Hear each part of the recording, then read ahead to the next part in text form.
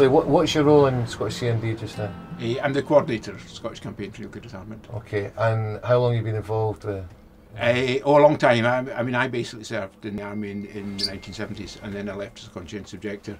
I worked for a while as a minister in the church, and then for quite a long time now I've been working with CND in Scotland. Okay. And do you live nearby here, by the way, just in So we live in Glasgow. So live in Glasgow? 25 miles from Ainslie. Only 25 miles? Yeah. Okay, so, and Glasgow's obviously the biggest city in Scotland, right? Yeah. And how aware are people in terms of that proximity and how it might affect them in Glasgow, incidentally?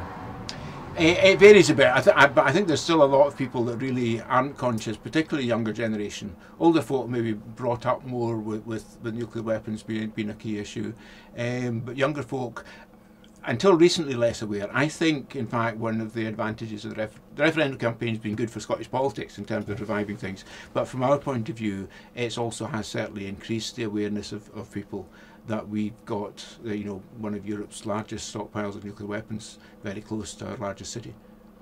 And interestingly, I was speaking to someone down at the Peace Camp, and they were saying the estimates they give out for the cost of replacing Trident are probably rather false and underestimated. Is that true? The basic figure for the whole thing and keeping it going is in the region of about 100 billion. A very simple way of looking at that, and just in terms of the annual cost, has gone up, has doubled from 1 billion a year to 2 billion a year, and it'll continue at that for 50 years. So the programme isn't just we'll have nuclear weapons for a bit longer, it's we'll have nuclear weapons for the next half century. I mean, I've seen timelines from the manufacturers with a date of 2067. Okay. That's when the end of life of the new system. That's a sort of timescale. For 50 years, having over 180 nuclear weapons within 25 miles of Scotland's largest cities, that's effectively what no vote means. And tell me, how long, I mean, it was Polaris here originally, is that right? And then it's been replaced by Trident, and now we're looking at replacing Trident again. Yeah. Now, I heard Jim Murphy just last week standing on his Coca-Cola boxes or whatever it was he was doing in his soapbox, saying to people, the reason we need replacement is we could be attacked from North Korea. Is this true or false? Well, it's completely false. Basically, we can't be attacked from North Korea.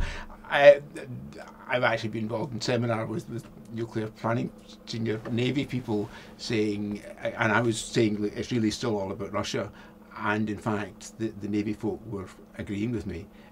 It's actually very difficult to use Trident against North Korea or Iran for various technical reasons. Okay. It was specifically, when Trident was ordered by Britain, it was exclusively for use against the Soviet Union and specifically against Moscow. And I'm sort of about 95% sure that that's still what it's all about. It's still intended to destroy what is Europe's second largest city, Istanbul. You not think for Istanbul in Europe, but Istanbul is the largest city in Europe. Moscow is the second largest city in Europe, and these submarines down there are specifically designed to destroy it. Right, and I was asking earlier how many warheads are here and what the potential damage, let's say, just one of them can do. And am I right in saying there's 4 submarines and there's 1 in continuous patrol? There's 4 submarines altogether. 1 is normally in refit, so the other 3 are here. 1 is on patrol. There's 1 berth at the moment behind us, and the other one will be sailing around or on trials or something. So the 1 in refit doesn't have nuclear weapons on it, but the other 3 do. So we've got 3 submarines, each of which has 40 nuclear weapons on it. Each weapon is about 7 times the power of the bomb that destroyed Hiroshima in 1945. So that's 7 times Hiroshima times 40 on 1 submarine. Yeah. Now, someone else that was really revealing is, a lot of people think about, well, if they're sitting here, there's not any potential harm. But you just explained to me a little while earlier, can you explain it again about what would happen if where the submarine lift was to get hit by an aircraft? Well, the big building behind us is the ship lift, and what they do in there is they lift the Trident submarine out of the water with all its missiles and warheads on it, because it's more hazardous to take them off and put them back on again. And we've managed over the years to get detailed information on this, a freedom information request. If a large aircraft hits that structure, the structure will collapse. That will trigger a series of events, which ends up in all the missiles and exploding in a 500-ton conventional explosion. And in the middle of that 500-ton conventional explosion, you've got 40 nuclear weapons and a nuclear reactor. So just potential for that obviously is horrendous. Wow, and is that in the public domain, or people know that, or is that something they can find out about? I've worked with journalist Rob Edwards on this over the years, so we've managed to tease out bits of information that's then been published. But again, the general public are not maybe as aware of this as they should be. I mean, another basic thing we did manage to establish that the reactors on all of these submarines would not be, the design is not safe enough for them to be used in American submarines. All of the current submarine design reactors are substandard by the American safety standards. Wow, okay, so we're a terrorist threat then, I assume, right? If somebody was to take a plane and drive it into here. So what happened is they do the detailed risk assessment and they say, what is the probability that an aircraft accidentally falls out of the sky and happens to collide with the ship lift? Now that is quite remote, so they then do their sums and say that is an acceptable risk. What they don't look seriously, well, what if somebody deliberately does that? That's a different probability, and that isn't really properly assessed. At the moment, we have all the Westminster parties who are in support of a no vote, and equally they all support the maintaining of Trident. Now, John, can you explain to me some things that a lot of people don't know? I always explain it to you. I watched the Rory Bremner show, which was about how Des Brown goes in to do the Dragon's Den, and we find out, for example, that we don't own Trident, they're actually on lease. And could you tell me some other things about that? So basically, the missiles are borrowed from America. The technical terms is a common pool, but they're basically American missiles. But I think what folk aren't necessarily wide aware of is the wider implications of that. The follow-on from that is there actually are 3 bits of the nuclear warhead which are purchased off the shelves from the United States. All of the systems related to the missiles, including all the targeting software, is American. So it's very much an American system. And one of my things I've looked at in more detail is whether the Americans could actually, at least in theory, alter the software so that it actually wouldn't work if we tried to use it. So it would work if the Americans approved it. All right. So in other words, if there's a joint attack involving British and American nuclear warheads, then yes, they would go off. Okay. If Britain did want to use them on their own, would it actually work? I mean, my conclusion was it's possible. I mean, you can't say that's happened because it's obviously a highly classified area, but in theory it's possible because of the reliance not just in hardware but in software for the Americans. Now, obviously, we're in the referendum debate, and I'm out campaigning for a yes vote, obviously. And what I've noticed, I'm carrying about 16 different organisations of material. All of them share the same vision, which is the end of nuclear weapons in Scotland. Do you think, in the event of a yes vote, that would be short in terms of like what would be the next 5-10 years? And if so, do you think they'll remain in the UK, or would it be removed out of the UK altogether? Well, quite an early stage in the referendum campaign, I was asked to write a detailed report on how quickly could this all be done. Steps could be taken to prevent the missiles and warheads being used within days. The captain turns a key and the weapons officer presses a trigger in order to launch the missiles. You could actually take these keys and triggers away and put them in a safe. In fact, there are probably procedures down there at the moment if that's what happens. You could introduce an international verification system that would verify that these trees and triggers are locked up and can't get at them. The submarine patrol takes a couple of days to come in. That's the main. But so within 7 days, you could actually have measures in place to some extent verifiable that would prevent them being used. Physically taking the warheads off the submarines takes a wee bit of time. There are a limited number of lorries that can move them up and down, and we know from previously the maximum frequency they can work. That then comes up with this timescale of about 2 years to physically move the nuclear weapons out of Scotland. Okay. Dismantling them at Spurfield would take slightly longer, so saying about 4 years to dismantle. That timescale I then put to senior experts in America, including Professor Dick Garwin, who is the real inventor of the hydrogen bomb and has advised successive American governments over decades.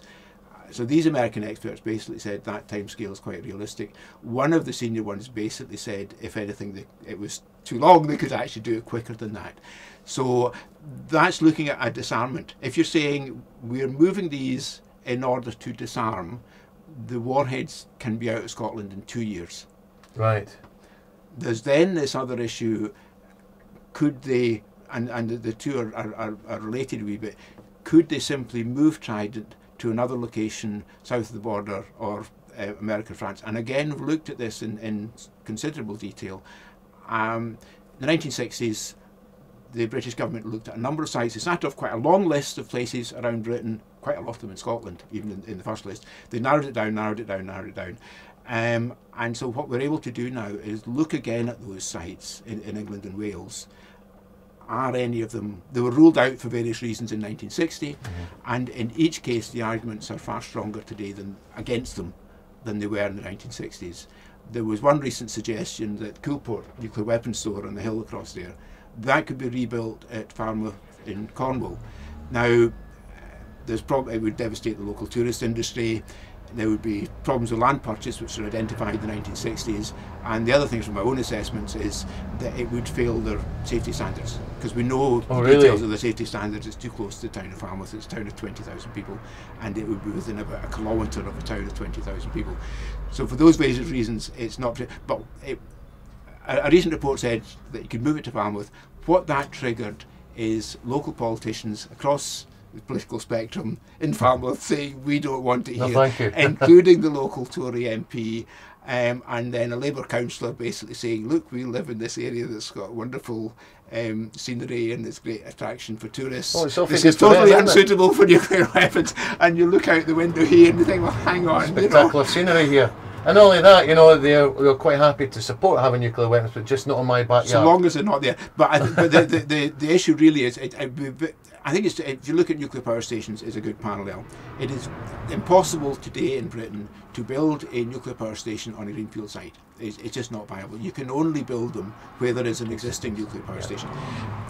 They've got a problem with that with nuclear submarine bases.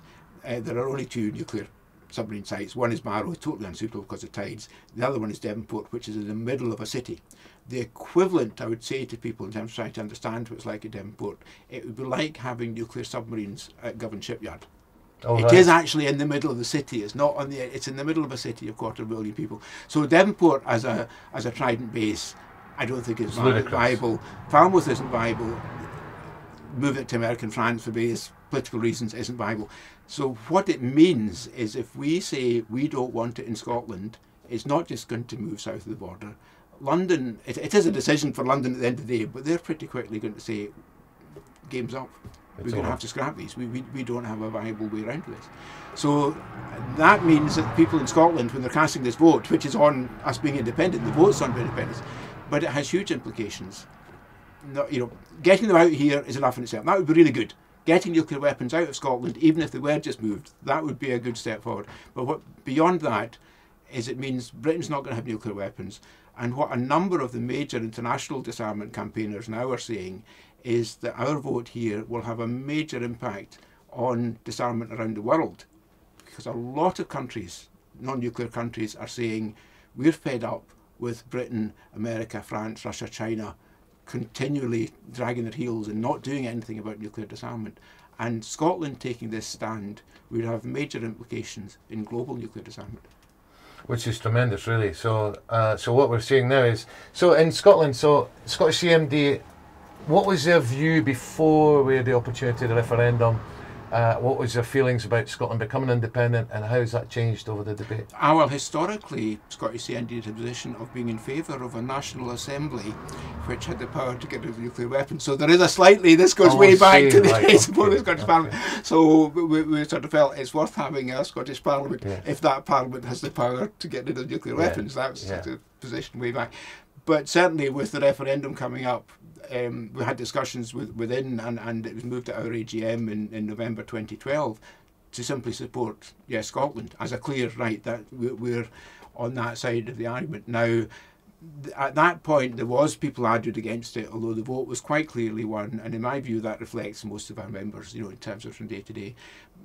And although there are a minority of people unhappy with it, what I'm conscious of over the campaigning sort of period with the referendum being on is that quite a lot of people are supporting the Yes campaign who are not, you know, these aren't long-standing SNP members. You know, we do have long-standing SNP members in CND, but these are other people who you wouldn't have thought, and it reflects the wider position of the left in Scotland. Yes. You know, a lot of folk at the left who not automatically people you say would back Scotland's independence, but they are now. And they've moved that way.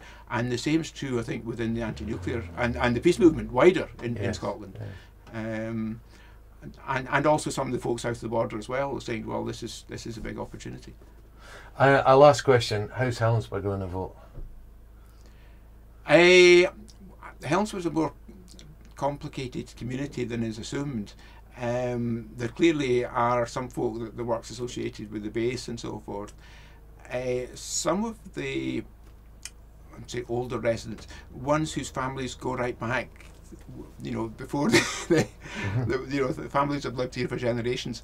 Some of them have a different view. You know, I know there's sort of farmers here who don't like the Ministry of Defence for their own reasons, and other folks. So it's a more mixed picture, I think, really, in Helensburgh. And you know, there's quite a lot of SNP folk in Helensburgh, and has been for a while. A lot of the time, the people who work in the base, if you get talking to them, you know, you sit down, you start off maybe thinking you're on other sides of the argument. But if you get discussing with them, a lot of them, they're not really keen on nuclear weapons. This is our work. This is what we have to do. We would rather be doing something else. But this is the only employment there is. So I had a very interesting conversation, as you know, with the two military police, and I don't know whether I can or cannot divulge what they said, but their points of view struck me as quite interesting, and particularly at the time of the referendum. They're more talking about after a yes vote, what their roles will be and how they'll play their part here. Yeah. And they're quite excited about the changes that would come. Yeah, yeah. I mean, we've had meetings before with senior people from the base. It goes back a few years, but again, you know, not just at the level of the civilian workers there, but in terms of some of the senior officers that are in charge of submarines and things. We get down to talking about them. You know, they would rather be doing. Submariners would rather be on other submarines that aren't carrying nuclear weapons, almost. You know, obviously. And they do sometimes have ones where they won't go on nuclear submarines. You know, and often it affects their careers. But you know, even within the submarine service, that they're not happy with it sometimes. John, I'm going to ask you a direct question. People are going to be watching this, and a lot of don't know voters will be watching it as well. What's your single message you'd be giving them to be voting yes? Basically, this is a real opportunity that we've got, not just in terms of Scotland being a better place, but we can actually help tackle this global problem of nuclear weapons by the vote. It's very rare for people in a ballot to have an effect on nuclear weapons policies. If you think about British elections, there have been very few British elections in the last 50 years where there really was an opportunity of voting one way or another to affect nuclear disarmament. France and America, the two sort of obvious democratic nuclear states, you don't have that. You know, the parties, both sides are standing for nuclear weapons. To actually be able to cast a vote in a ballot box that has a real prospect of resulting in nuclear disarmament is extremely rare, and it's a rare privilege that we should use. Great. John, thanks for your time. They're going to ask the people, is independence best? I'm thinking bonnie Scotland, that the answer could be yeah.